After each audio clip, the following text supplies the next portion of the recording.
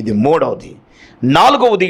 నాలుగవదిగా ఈ 31వ కీర్తన 19వ వచనం 2వ లైన్లో చూస్తే చూడండి, నరుల ఎదుట నన్ను ఆశ్రయించిన వారి నిమిత్తము నీవు సిద్ధపరిచిన మేలు ఎంతో గొప్పది.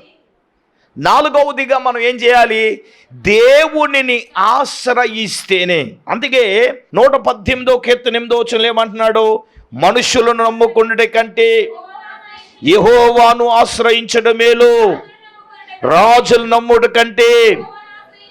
దేవుని సంగమా, దేవుని బిడ్డలారా, ఈ లేఖనాలన్నీ కూడా ఏం ప్రబోధం చేస్తున్నాయి అంటే మనకి దేవునిని ఆశ్రయించాలి.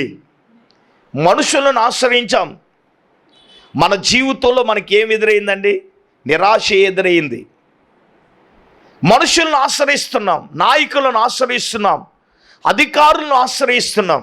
మనకు మేలు జరుగుతుందంటే నువ్వు మనుషులను ఆశ్రయిస్తే మేలు జరగదు. అక్కడ ఏమన్నాడు?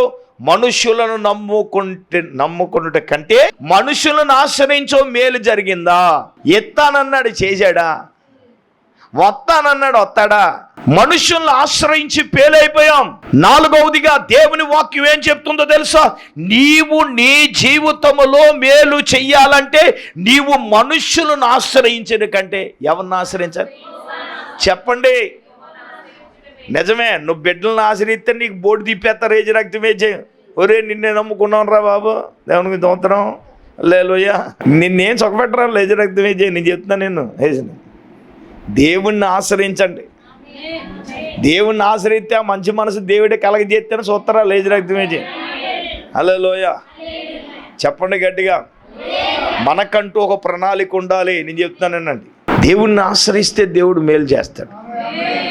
ఎందుకంటే ఆశలు అనేవి తుచ్చమైనవి, ఎవరు ఉండరు, దేవుడే ఉంటాడు నీతోటి. దేవుని ఆశ్రయిస్తే మేలు. అందుకే యెషయా గ్రంథంలో ఒక మాట 8వ అధ్యాయం 22వ వచనం చదవండి ఒకసారి. ఏమంటే 21, 22 వచనం. అప్పుడు దేవుని సన్నిధిని మమ్మును మేము దుఃఖపరుచుకుని శుభ ప్రయాణము కలుగునట్లు ఆయనను వేడుకొనుటకు అవహ నది దగ్గర మేము ఉపవాసం ప్రయత్నం. చూడండి 22వ వచనం. మేలు చేయుటకై ఆయనను ఆశ్రయించు వారికందరికీ మా దేవుని హస్తం తోడుగా ఉంది. దేవునికి స్తోత్రం చెప్పండి, హల్లెలూయా. దేవుని బిడ్డలారా, ఆయనను ఆశ్రయించే వారికి మేలు చేయడానికి దేవుని హస్తం ఎలాగుంది? తోడుగా ఉంది. చెప్పండి, ఎలాగుంది? చెప్పండి. నువ్వు దేవునిని ఆశ్రయించమని ఎందుకు అంటున్నానంటే, దేవుని హస్తము నీకు తోడుగా ఉంది, నీ యజమానుడికి తోడుగా ఉంది, నీకు తోడుగా ఉంది, నీ కుటుంబానికి తోడుగా ఉంది, నీ బిడ్డలకు తోడుగా ఉంది. ఎవరికి దేవుని హస్తం తోడుగా ఉంది?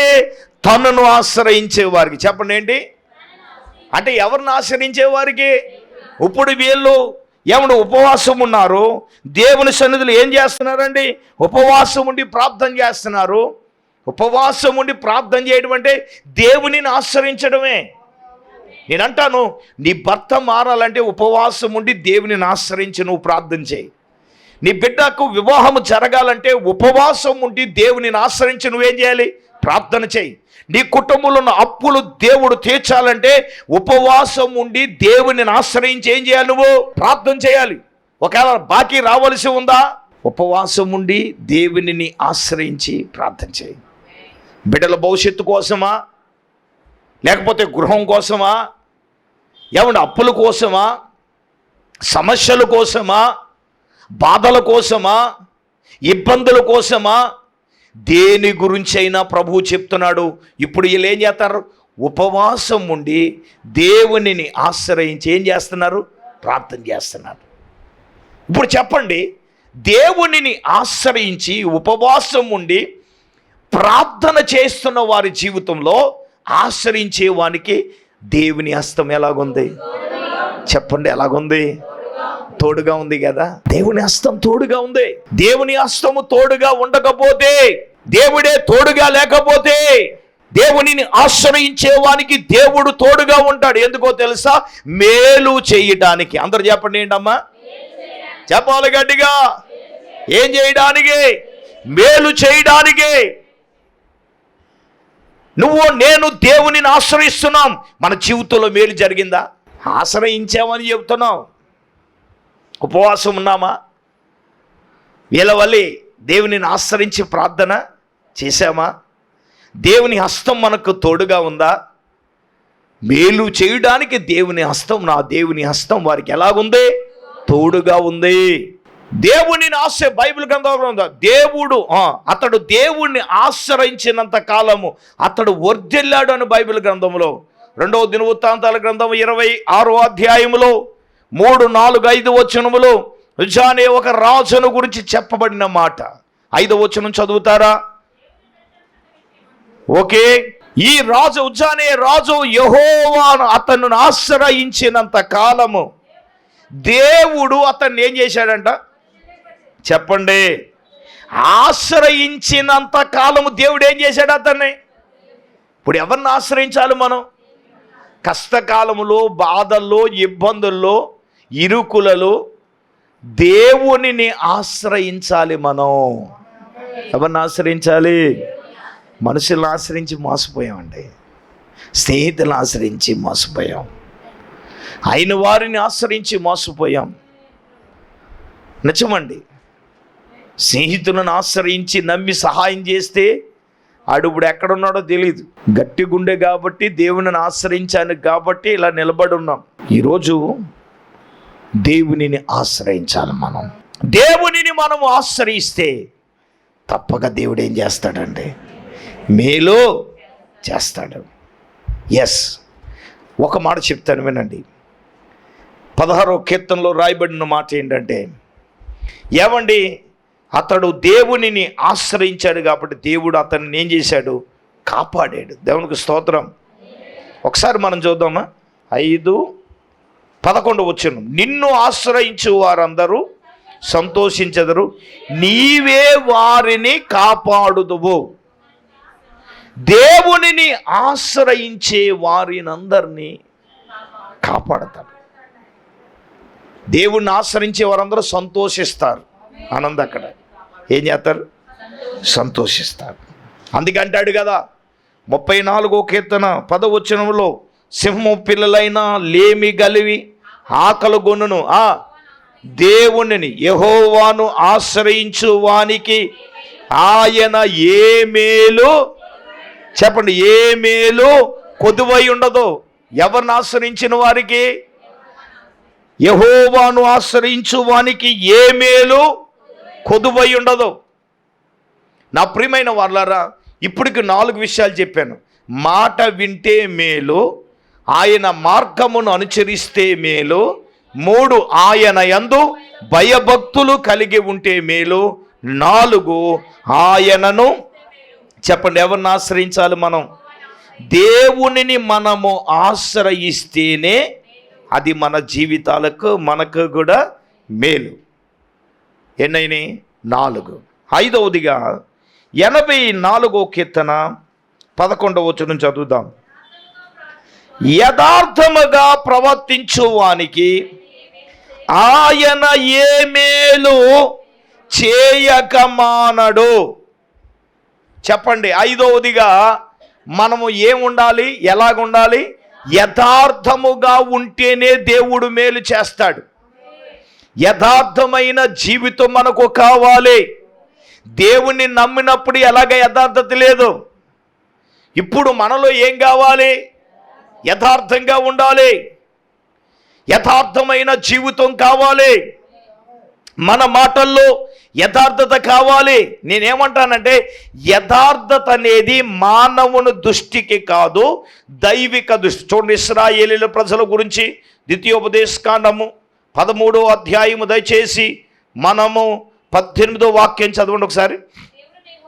నీ దేవుడైన యెహోవా దృష్టికి యథార్థమైన దానిని చేయుచు నీవు నీ దేవుడైన యెహోవా మాట విన్నప్పుడు యెహోవా తన కోపాగ్ని నుంచి మల్లుకొని నీ యందు కనికెరపడి నిన్నేం చేస్తాడు? ఆయన కరుణిస్తాడు. చాలండి, దేవునికి స్తోత్రం చెప్పండి. హల్లెలూయా. అదే 12వ అధ్యాయం 28వ వచనం అక్కడే ఉంది చూడండి. నీ దేవుడైన యెహోవా దృష్టికి యుక్తమును యథార్థమగు దానిని నువ్వు చేసినందున నేను నీకును నీ సంతతి వారికి ఏం చేస్తాను? చెప్పండి, ఏం చేస్తాను? నిత్యము మేలు కలుగునట్లంట. ఎవరి దృష్టికి? నీ దేవుడైన యెహోవా దృష్టికి యుక్తమును యథార్థమైన దాన్ని చేస్తే నీకేం చేస్తాడంట దేవుడు? యథార్థమైన జీవితం ఉందా? ఈ రోజున చాలా మంది సేవకులే యథార్థవంతులుగా ఉండట్లేదు. యథార్థమైన జీవితం కావాలి. వాక్యం వింటున్న వారు కానివ్వండి, బోధించే మేము కానివ్వండి, టీవీ ముందు కూర్చుని వాక్యం వింటున్న వారా, మేలులు చెయ్యాలంటే యథార్థమైన జీవితం మీకు కావాలి. దేవుడు ఏం చేస్తాడు సార్ అంటే, మనము యథార్థంగా జీవిస్తున్నామా లేదా, యథార్థంగా బ్రతుకుతున్నామా లేదా అనేదే దేవుడు చూస్తాడు. ఇప్పుడు ఏమంటున్నాడు ఇక్కడ? అమ్మా, ఇక్కడ ఏమంటున్నాడు? ఈ 12వ అధ్యాయం 28వ వచనంలో, నీ దేవుడైన యెహోవా దృష్టికి యుక్తమును యథార్థమైన దాన్ని నీవు చేసినందున నీకును నీ తర్వాత నీ సంతతి వారికి. అమ్మా ఏంటి? నీకు నీ తర్వాత ఎవరికి అంటే, నీవు యథార్థంగా ఉంటే నీకు నీ తర్వాత ఎవరికి? అమ్మ నీ సంతతి అంతా నీ పిల్లలకే కదా. మేలు చేస్తాడు చేయడా? అబ్రహామును బట్టి ఇస్సాకుకి చేయలేదా? ఇస్సాకును బట్టి యాకోబు చేయలేదా? యాకోబును బట్టి 12 మంది గోత్రాలకి చేయలేదా? యథార్థముగా జీవిస్తే మాటల్లో యథార్థత కావాలి, క్రియలలో యథార్థత కావాలి. అప్పగింపబడిన ఏ బాధ్యత అయినా మనం ఎలా చేయాలి? యథార్థంగా చేయాలి కదా. ఏదో దులుపుకుని పోవడం కాదు, యజ్రక్తమే చేయం. ఏమన్నా మేలు నువ్వు యథార్థం కూడా దేవుడు ఎందుకు మేలు చేయడం? నీ భర్త విషయంలో, నీ పిల్లల విషయంలో ఎందుకు చేయడు? ఎప్పుడు చూసినా ఏదో ఒకటే రోగమే కదా, ఎప్పుడు చూసినా ఏదో ఒకటి కదా. ఎప్పుడు బాగున్నారని నీ నోట వినపడింది. మరి యథార్థమైన జీవితం మనలో ఉన్నప్పుడు దేవుడు చేయడా అంటే మేలులు చేస్తాడు. దేవుని దృష్టికి యథార్థమైన దాన్ని చేయాలి. దేవునికి రాబడి అంతట్లు నువ్వేం చేయాలి? యథార్థంగా ఇవ్వాలి. నేను మైక్ పెట్టి చెప్తున్నానంటే యథార్థంగా నేను చేస్తున్నాను. నా ప్రభు ఎన్నో మేలులు చేస్తున్నాడు, ఎన్నో మేలులు చేస్తున్నాడు. యథార్థంగా ఉన్న యోబును దేవుడు ఒకవేళ సర్వము కోల్పోయిన 2 అంతల ఆశీర్వాదం యోబుకు దేవుడు ఇచ్చాడు కదా. యోబుకి ఇచ్చిన దేవుడు నీకు ఇవ్వడా? యోబు జీవితంలో చేసిన దేవుడు నీ జీవితంలో చేయడా? నీ జీవితంలో చేసిన దేవుడు నీ పిల్లల జీవితంలో చేయడా? ఏమండి, గృహం విషయంలో చేయడా? వ్యాపార విషయంలో చేయడా? నీ బండి విషయంలో చేయడా? నీ బంగారు విషయంలో చేయడా? నీ అప్పుల విషయంలో చేయడా? మనం ఎక్కడుందో జారు, మన దగ్గర యథార్థత ఎక్కడుంది? నువ్వు మాత్రం మేలు చేసే బ్రాబా, మేము మాత్రం ఏముండవు. యథార్థంగా ఉన్న యోబు జీవితంలో మేలు చేసిన దేవుడు, కోరహ కుమారుల జీవితంలో చేసిన దేవుడు, ఇశ్రాయేలీల ప్రజల విషయంలో చేసిన దేవుడు, మీ జీవితంలో దేవుడు మేలు చెయ్యాలంటే ఎలాగుండాలి? మనం నీ మాటల్లో యథార్థత ఉండాలి, నీ క్రియలలో యథార్థత ఉండాలి. నువ్వు చేసే ఆలోచనలు ఏం కావాలి? సెల్ఫిష్నెస్గా నీ స్వార్థం గురించి నువ్వు ఆలోచించేసి ఎదరుండి బలి చేయడం కాదు, యజ్రక్తమేజీ, అది యథార్థత కాదు. అది నీ పబ్బం గడుపుకోవడం కోసం నువ్వు అనుకున్నట్టుగా చేసి నిలిపోవడం అది కాదు కదా. చాలా జాగ్రత్తగా మనం గమనిస్తే దేవుడు మాట్లాడే మాట యథార్థమైన జీవితం మనకు కావాలి. ఆరవదిగా దేవుని బిడ్డలారా, ఏది మనకు మేలు అంటే 119వ కీర్తన 72వ వచనం, వేల కొలది వెండి బంగార నాణెముల కంటే చూడండి ఆయన ఇచ్చిన ధర్మశాస్త్రమే, ఆయన వాక్యమే, ఆయన ధర్మశాస్త్రం మనకేంటట? మేలు. హల్లెలూయా. ఇప్పుడు దేవుని వాక్యం ఏంటి చెప్పండి? మేలు కదా. అందుకే 119వ కీర్తన 5వ వచనంలో ఏమంటాడు? ఆహా నీ కట్టలలో గైకొన్నట్లేలా నా ప్రవర్తన స్థిరపడి ఉండిన ఎడల నాకు ఎంతో మేలు. ఆరవదిగా దేవుని వాక్యమే మనకు మేలట. చెప్పండి, ఏం మేలు? దేవుని వాక్యమే మేలు కదా. అందుకే వాక్యం వినాలి అన్నారు ఆయన. అందుకే దావీదు గారు కూడా చెప్తారు, నీ ఎదుట నేను పాపము చేయకున్నట్లు నా హృదయంలో నేనేం ఉంచుకున్నాను? సీరియల్ ఉంచుకున్నాడు ఆయన. మరి ఏం ఉంచుకున్నాడు ఆయన? చెప్పండి, మనలో ఏముంది? వాక్యం ఉందా? ఉంచుకుంటున్నావా? ఈ వారంది ఆ వారం వరకు వారం రోజులు మనలో ఉండాలి వాక్యం. వాక్యమే మనకు మేలు, మన జీవితాలకు అది మేలు.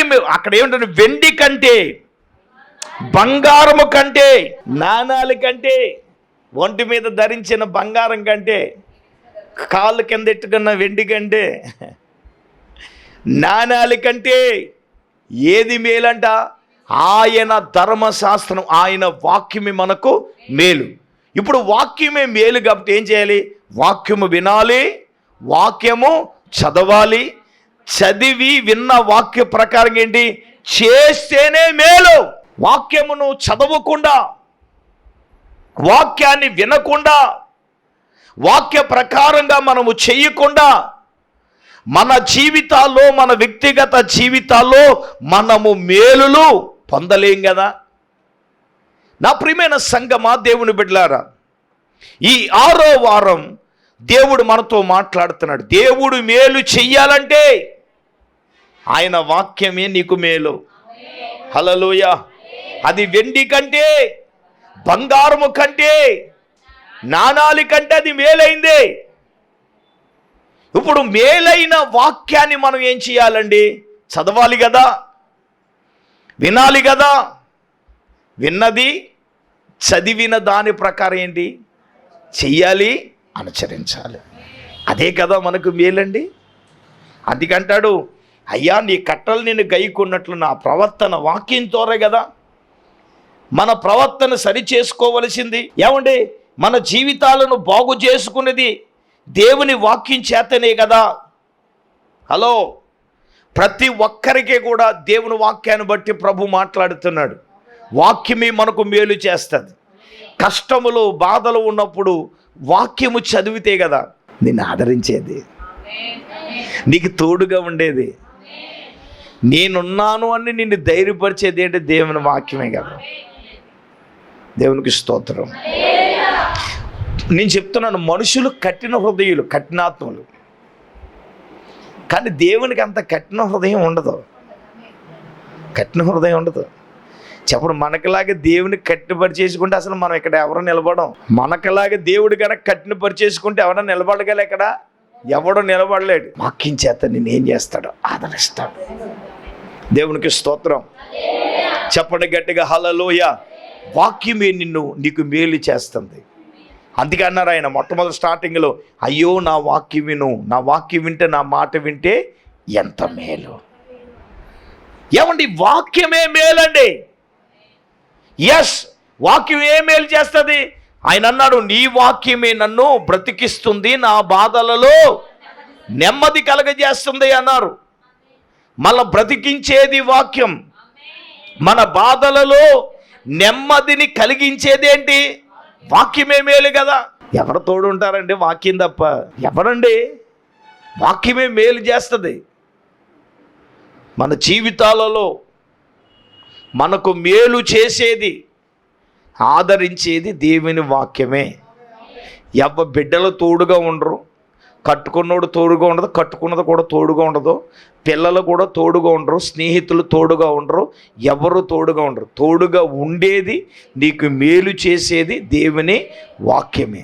వాళ్ళ మీద అనవసరమైన మమకారం పెంచుకోకండి. ఖచ్చితం అది ఎవరైనా కానివ్వండి, మమకారం పెంచుకోవద్దు. పాస్ట్ వదిలేయాలి. దేవుని స్తోత్రం. దేవుని మీదే నీ మమకారం, దేవుని మీదే నీ ప్రేమ, ఆయన వాక్యం మీదే పెట్టుకుంటే ఆయన నీకేం చేస్తాడు? మేలు చేస్తాడు. ఖచ్చితం అది, అందులో ఏమాత్రం కాదు. నువ్వు దాని చేత దృఢపరుచుకున్నప్పుడు, టీచీగా నువ్వు చూసినప్పుడు ఎవరైనా నీ వెనకాల ఉండవలసిందే. దేవునికి స్తోత్రం. ఇప్పుడు మన మనుషుల మీద ప్రేమ పెంచుకుని వాళ్ళను సంతోషపెట్టడానికి చేసేటప్పుడు నీ జీవితంలో నిన్ను నిరాశపరిచినప్పుడు నీకు ఎంత బాధ వేస్తుంది? అదే ప్రేమ దేవుని మీద నువ్వు చూపిస్తే దేవుడు వదిలేస్తాడా? దేవుడు మేలు చేయకుండా వదిలేస్తాడా? ఇప్పుడు అందుకే యేసుప్రభువు వారు ఒక ఇంట కూర్చుని వాక్యం చెప్తున్నారు. ఈ లోపల ఆయన సొంత తల్లి అంత సొంత సహోదరుడు వచ్చారు. లోకాసువార్త 8వ అధ్యాయం 20-21 వచనాలు చూస్తే దేవుడు ఏమన్నాడో తెలుసా? అక్కడ ఉన్న వాళ్ళందరూ సొంత తల్లి వచ్చేసింది, సొంత తమ్ముడు వచ్చేసాడని పెద్ద అడావిడి చేస్తున్నారు. ఇప్పుడు ఆయన ఏమన్నారు? అప్పుడు ఆయన దేవుని వాక్యం విని దాని ప్రకారముగా జరిగించుచున్న మీరే కదా నా తల్లి, మీరే కదా. ఎవరండి వాక్యం విని? ఒక మాట చెప్పనా, ఇప్పుడు ఎవరికి సొంత తల్లి కంటే సొంత సహోదరుని కంటే ఎవరికి యేసయ్య ప్రాముఖ్యత ఇస్తున్నాడు? వాక్యము విని వాక్య ప్రకారంగా చేస్తున్నాం మనకే కదా. ఇప్పుడు చెప్పండి, వాక్య ప్రకారంగా చేస్తే మేలే కాదా? సొంత తల్లి కంటే యేసయ్య వాక్యం విని దాని ప్రకారంగా చేశాం. చివరిది 7వది 133వ కీర్తన 1వ వచనం, సహోదరులు ఐక్యత కలిగి నివసించుట ఎంత మేలు. ఇది మన అందరికీ కావలసింది. ఇది ఏముండాలి? ఉందా? ఎడ్డువంటే తెడ్డు. మనం దేవుని స్తోత్రం. ఐక్యత ఎక్కడుంది? ఐక్యతతో మనం వెళ్ళాలనుకున్నప్పుడు ఏం చేయాలి? మళ్ళీ ఈవిడితో చాలా ప్రమాదం. మరి ఆవిడ మేకప్ అయ్యే వరకు ఉండాలి కదా. దేవుని స్తోత్రం. అది గుడికైనా కానివ్వండి, ఫంక్షన్కైనా కానివ్వండి, ఏమైనా కానివ్వండి, ముందు కనుక రెడీ అయిపోయిందే ఏసు రక్త విజయం, సైతాను శోధన, ఏసు రక్త విజయం. ఫంక్షన్కి వెళ్ళిన ఆనందం ఈ జీవితంలో ఉండదు. ఏసు రక్త విజయం 3 రోజుల దాకా. ఇంకా ఆ బాధపడలేక ఆవిడ మేకపక్క అక్క అయ్యిందా వచ్చేస్తున్నానే. దేవుని స్తోత్రం. మా తోడుకోళ్ళు వస్తానంది అటు ఇటు తిరుగుతుంది, కానీ పెద్ద మనిషి తలకాయ అది బట్టలు వేసుకోదు, తలకాయ దూకోదు. ఏసు రక్త విజయ్ హల్లెలూయా అందరూ అయిపోతుంది. అప్పుడు వెళ్తుంది. ఆటోడు పోం పోం పోం పోం పోం అని ఆరణం కొడతాడు. ఇంకా అక్కడికి వెళ్ళేటప్పటికి అన్నీ అయిపోతాయి. ఇంకా భోజనం టయానికేగా. అంటే నేనేమంటానంటే, నేను క్లియర్గా చెప్తాను. ఇప్పుడు చూడండి, శరీరంలో ఈ 5 ఏళ్ళు ఉన్నాయి. ఇది యూనిటీగా ఉన్నాయి. ఏమున్నాయి చెప్పండి? ఐక్యతగా ఉన్నాయి. ఇప్పుడు చూడండి, ఐక్యత ఉంది కాబట్టి నేను ఇలా లేకదీయగలను. ఓకేనా? ఇప్పుడు ఈ 5 ఏళ్ళకి యూనిటీ లేకపోతే ఈ ఏళ్ళతో నేను ఎలా లేకదీయగలను? చెప్పండి చెప్పండి. ఇదిగో కనీసం 2 ఏళ్ళైనా 3 ఏళ్ళైనా. అదే ఈ 5 ఏళ్ళు ఐక్యతగా ఉందనుకో, కుటుంబంలో నలుగురు ఉంటే నలుగురు ఐక్యతగా ఉండాలి. సంఘంలో ఉన్న విశ్వాసులందరూ సేవకునితో ఐక్యతగా ఉండాలి. పెద్దలతో ఎలాగ ఉండాలి? ఐక్యతగా ఉండాలి. ఐక్యత ఐక్యత. అందుకే సంఘాన్ని దేనికి పోల్చాడంటే ఫ్యామిలీకి, కుటుంబానికి పోల్చాడు. ఇప్పుడు ఏ పని చేసినా మనకేముండాలి? ఐక్యతతో చేసుకోవాలి సంఘం. అది నలుగురు కానివ్వండి, 10 మంది కానివ్వండి, 100 మంది కానివ్వండి, 150 మంది అయినా ఏం కావాలి? ఐక్యత కావాలి. ఐక్యతతో అన్ని పనులు చేసుకోవాలి. ఇప్పుడు నేను ముందున్నానని ఈవిడ పోజు కొట్టడానికి లేదు, ఈవిడ వెనకాల ఉందని ఈవిడ బాధపడడానికి లేదు. అర్థమవుతుందా? ఇవన్నిటికి ప్రాముఖ్యం ఏంటంటే ఇది ప్రామాణికం. శరీరంలో ఉన్న అవయవాలన్నీ వేరువేరుగా ఉన్న ఒక్క శరీరంలో ఉన్నాయి. కన్ను చూస్తుంటే, నోరు మాట్లాడుతూ ఉంటే, చేతులు పనిచేస్తున్నాయంటే, కాళ్ళు పనిచేస్తున్నాయంటే. ఇప్పుడు కాళ్ళు మీద దోమ కుట్టింది. కాళ్ళు బాగా కుట్టుకుంటుందని చెయ్యంటదా? చెప్పండి, ఏం చేస్తుంది? వెంటనే వెళ్ళి దోమని ఏచి రక్తం ఏం చేస్తుంది? ఐక్యత అంటే అది. నాకెందుకులే బాధ, ఆవిడకి వచ్చింది, ఆవిడే పడుతుంది, ఆవిడే ఏడుతుంది. అది కాదు. సహోదరులు, సంఘ సహోదరులు కష్టంలో, బాధలో ఎవరైనా ఉన్నప్పుడు మనం ఐక్యతతో మనం ఏం చేయాలి? చేయాలి. ఐక్యత అనేది చాలా ప్రాముఖ్యం. నేను ఈ మాట చెప్పినను ముగిస్తాను. నేను చదువుకున్న రోజుల్లో ఐక్యమత్యమే మహాబలం అనే పాఠం ఉండేది. అందులో ఒక తండ్రికి 3 కొడుకులు ఉన్నారు. ఒక రోజున తండ్రి వీళ్ళ ఐకమత్యం గురించి కొడుకులు నేర్పాలని 3 కట్టె మోపులు తెచ్చాడు. కట్టెల మోపులు అంటే పుల్లల మోపు తెచ్చి, ఒరే పెద్దోడా రారా అన్నాడు. పిలిచాడు. ఆడికి ఒక మోపు ఇచ్చాడు. ఒరే ఎరవరా అన్నాడు. ఆడు ఎన్నో ప్రయత్నాలు చేశాడు కానీ ఎరవలేకపోయాడు. రెండో వాడిని పిలిచాడు. ఆన కూడా ఎడవరా అన్నాడు. ఆడ కూడా ప్రయత్నం చేశాడు, ఎరవలేకపోయాడు. 3వ వాడు ఉన్నాడు. ఆడిని కూడా పిలిచాడు. కట్టెలు ఎర్రా అంటే వెళ్ళలేదు. నాన్న ఎరగలేకపోతున్నాడు. 3 కలిసి రండిరా అన్నాడు. వచ్చాడు. వాళ్ళకు ఒక కట్టెలు మోపిస్తే ఎరవనరా అంటే ఏం చేశారు? 3 కలిసి ఏం చేశారు? ఇప్పుడు తండ్రి ఏం చెప్తున్నారు? రే మీరు 3 ఎలాగ ఉండాలి? ఐక్యతతో ఉంటే మిమ్మల్ని ఎవడో ఏమీ చేయలేడు. మీరు 3 ఎలాగ ఉండాలి? ఐక్యమత్యంతో ఉండాలి. ఐక్యమత్యమే మహాబలం. మీరు ఐక్యత కూడా మీ మీదకి ఎవడొస్తాడరా? ఎవడు రాడు కదా. ఇప్పుడా ఎవరి కాళ్ళే ఏజనత్యమేజే, ఎవరి కాళ్ళే ఐక్యమత్యం ఎక్కడ ఉందండి? సంఘంలో కూడా అదే ఐక్యమత్యం కావాలి. కుటుంబంలో ఐక్యమత్యం కావాలి. సహోదరుల ఐక్యమత్యం అది ఎంత మేలు, ఎంత మనోహరం. ఐక్యతతోనే మేలు చేస్తాడు. అందరూ మోకరించండి, కళ్ళు మూసుకోనండి. మనం ప్రార్థన చేసుకుందాం. అందరూ మోకరించాలి, కళ్ళు మూసుకోవాలి. దేవుడు ఇంతవరకు తన సేవకుల నుంచి ప్రభు సూటిగా తేటగా మనతో మాట్లాడాడు. ప్రార్థన చేసుకుందాం. దైవజనురాలు మన ప్రార్థనలో నడిపిస్తారు. స్తోత్రం స్తోత్రం స్తోత్రం స్తోత్రం స్తోత్రం స్తోత్రం. పరిశుద్ధుడైన తండ్రి, మహోన్నతుడా, నీకు వందనాలు ప్రభువా. అయ్యా, ఈ దినము నాయనకు ఉపవాస కూడికను ప్రభా ఇంతవరకు నీ ఆత్మ ద్వారా నడిపించినందుకు వందనాలయ్యా. అయ్యా నా తండ్రి, నీకు స్తోత్రాలు. నీ సేవకుని అభిషేకించి ప్రభా నీ వాక్యము ద్వారా మీరు మాతో మాట్లాడినందుకు స్తోత్రాలు తండ్రి. అయ్యా నాయనా, నీ యొద్ద ప్రభా మేము మేలు పొందుకోవాలంటే నాయనా, అయ్యా ఏమి చేస్తే మాకు మేలు జరుగుతుందో నాయనా, మేలు కలిగి ఉంటామో ప్రభువా. అయ్యా 7 విషయాలు మీరు మాతో మాట్లాడారు తండ్రి, నీకు స్తోత్రాలు. అయ్యో ఇశ్రాయేలు దేవుని మాట వింటే ఎంతో మేలని వాక్యము ద్వారా మాట్లాడావు తండ్రి. అయ్యా నీ మాట వినేవారముగా మేము ఉండటానికి, నీ మాటకు లోబడి ప్రభువా అయ్యా నాయన నీ మాటను అంగీకరించి తండ్రి మేము నడుచుకోవడానికి సహాయము దయచేయండి నాయన. అయ్యా నాయన నీ మార్గములను అనుసరించాలని తండ్రి. అయ్యా నాయన పురాతనమైన మార్గాలు చూడండి, ఈ మార్గములో నిలుచుండి చూడండి, మేలైనదేదో అడిగి తెలుసుకుని ప్రభువా అందులో నడుమంటున్నావు తండ్రి, నీకు వందనాలు. అయ్యా నీవే మార్గము తండ్రి, నీకు వందనాలు.